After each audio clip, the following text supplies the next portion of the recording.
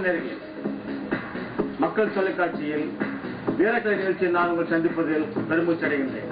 இந்த நிகழ்ச்சியில நீங்க பார்க்க போறது, நான் ஏற்கனவே நிஞ்சா பத்தி பேசியிருந்தேன், அதோட தெளிவு பாருங்க. முதல் பாயிண்ட் சொல்லியிருந்தேன், நிஞ்சா என்பவன் தன் கைகால்களில் ஒவ்வொரு அசைவையும் தனக்கு சாதகமாக பயன்படுத்த தெரிந்தவன் நிஞ்சா அப்படின்னு சொல்லிருந்தேன். நீங்க அந்த பாயிண்ட்டுக்கு உண்டான விளக்கம் மட்டும் சொல்றேன். தன் கைகால்களில் ஒவ்வொரு அசையும் தனக்கு சாதகமாக, அந்த சாதகம் என்றால் தன் உடல் ஆரோக்கியத்திற்கு, அப்சர்வேஷன் டெவலப்மெண்ட், அதாவது புரிந்து கொள்ளும் சக்தியை வளர்ப்பதற்கு, தனது தன்னம்பிக்கையை வளர்ப்பதற்கு, ஜாக்கிரதை உணர்வை வளர்ப்பதற்கு, கிரியேட்டிவிட்டி சுய சிந்தனையை வளர்ப்பதற்கு, ரிதம் நாலேஜை வளர்ப்பதற்கு, உள் உணர்வை வளர்ப்பதற்கு பயன்படுத்த தெரிந்தவன் நிஞ்சா இருக்கு. ஒவ்வொரு அசைவிலும் நீங்க கவனமா செஞ்சீங்கன்னா இவ்வளவு அறிவு திறன் இருக்கு. அப்படிப்பட்ட பாடத்தை தான் நாங்க உங்களுக்கு செய்து காட்டிட்டு இருக்கிறோம். அதுல ஒரு முக்கியமான பாடத்தை இன்னைக்கு நாங்க செய்து காட்ட போறோம். பாருங்க.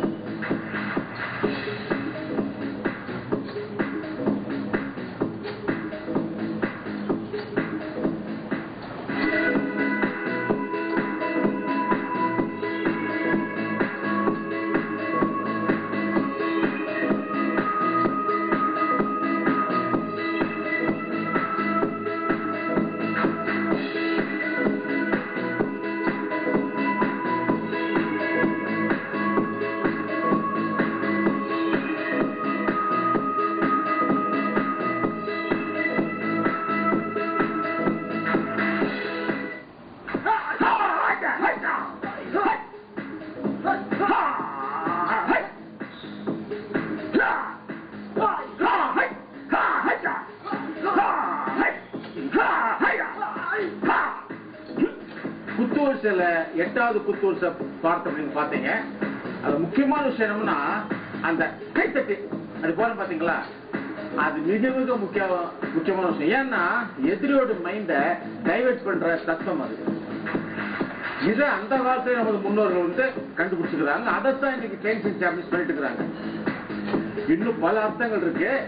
ஆனா ஒரு நிமிஷம் நான் வந்து ஒன்னொன்னா சொல்றேன். இப்போ நான் சொல்லக்கூடியது நான் உங்களுக்கு சொல்லி தருகின்ற உடற்பயிற்சி, எளிமையான உடற்பயிற்சி. ஃபர்ஸ்ட் சொன்னேன் ஷோல்டர் ரொட்டேஷன் சொன்னேன், ஃப்ரண்ட் தென் ரிவர்ஸ் சொன்னேன். இது ஒரு 10 தடவை செய்ய சொன்னேன். அப்புறம் செஸ்ட் சொன்னேன், செஸ்ட் நல்லா பிளக்ஸ் பண்ணி வர சொன்னேன். இது ஒரு 10 வாட்டி செய்யுங்க. அப்புறம் சைடு சொன்னேன், சைடு ஸ்ட்ரெச்சிங், சைடு ஸ்ட்ரெச் சொன்னேன். 10 செகண்ட் இருக்கணும். அப்புறம் அந்த பக்கம் நிதானமா செய்ய சொன்னேன், நிதானமா சைடு மசில் ஸ்ட்ரெச்சிங் சொன்னேன். இது முடிச்ச பிறகு கால் அகல வச்சு கை மேல மேல தூக்கி இங்க 10 செகண்ட் இருந்து தென் அப்படியே கீழே போக சொன்னேன். இது ஒரு 20 செகண்ட் இருக்கு சொன்னேன். இது ஒரு 10 தடவை செய்யுங்க. இதுக்கு அப்புறம் நான் சொன்னது தை ஸ்பிரிட் என்று சொல்லப்படுகின்ற காலுக்கு உண்டான வேலை. இது 10 செகண்ட் இருக்கணும், இருந்து 10 தடவை செய்ய சொன்னேன்.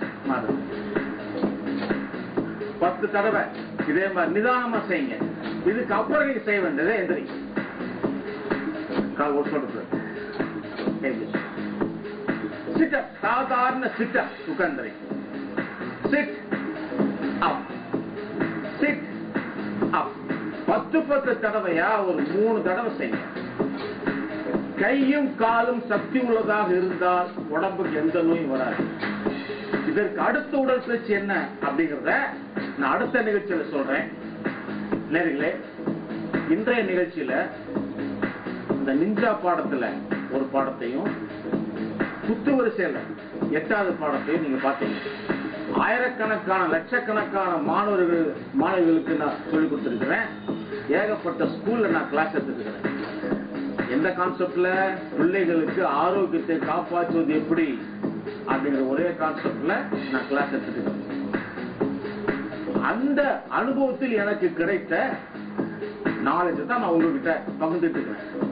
அதனால நான் சொல்லி தருகின்ற உடற்பயிற்சியை நீங்க நாங்க செய்து காட்டும் போது பாக்குறீங்களா, கூடவே செய்யலாம். ஆனா நிதானமா செய்யுங்க. நிதானமா நாங்க சொல்ற மாதிரி செய்ய ரொம்ப ஆரோக்கியமாக இருக்கு. நான் அது மாதிரி நிறைய அந்த சக்கர வியாதிக்காரங்களை நான் இந்த உடற்பயிற்சி மூலமா நான் சரி பண்ணிருக்கிறேன்.